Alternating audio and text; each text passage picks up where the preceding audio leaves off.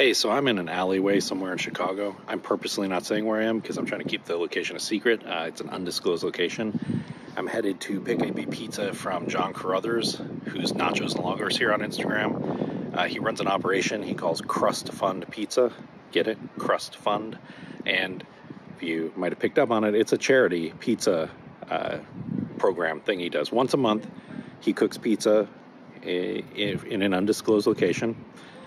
And he opens up slots. He drops it on Instagram. You go, you sign up, you get a slot. I think it's 8, 9, 10 p.m. And then you have to donate to the charity of his choice. Every month he picks a new charity.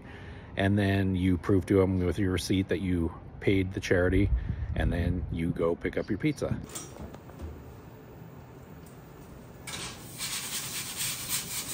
It's like cured crust just slides right off. Had you been making pizza before August 2020? No, I had, and I've been making pizza for years, but I had not started making pizza every week until the pandemic started and the stay-at-home order. And that was more of a let's mark the weeks thing, like a prisoner scratching hash marks on the walls of a cell. Yeah. So it was every Friday we did pizza and a movie, and that was like something we always intended to do with the kids, but like, you know, we had like busy lives and stuff. And worked for the brewery, so it's like I wasn't always home. My wife wasn't, and then we couldn't go anywhere, so no more excuses.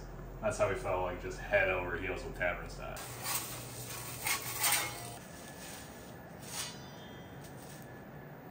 The rocker cutter is essential for the grid shape. I'm just saying, like every time you move your hand, you can go a little off course. Right. There's just fewer movements of the hand. Yeah.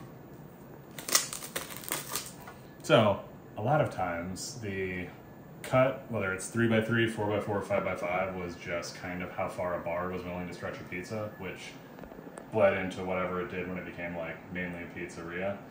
I like 4x4. 3x3 is a little big, but pretty good. 5x5 is if you have that bartender who's really trying to stretch it out. I have a buddy who was a bartender for years in Rogers Park, and he would always ask for 5x5 because like that's how he could feed all his Monday regulars. See, that's something I never even thought about. Like, what's your grid? Well, and you know, we live in a grid city. This isn't Boston or something. Like, we put a lot of thought into the 90-degree square dynamics of a given thing. All right. This is the thing. Sausage-and-giardiniera. So this is my best seller by far. Hometown stuff. Yeah. Shout out to my friends at Giardiniera Company. Oh. Here. Caruso Brothers.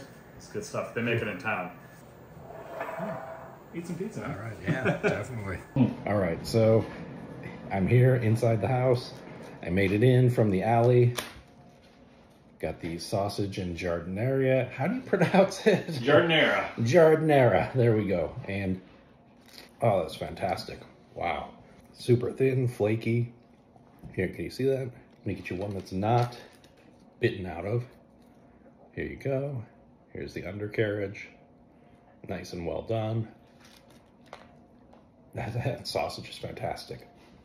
Okay, I'm gonna stop blabbing now.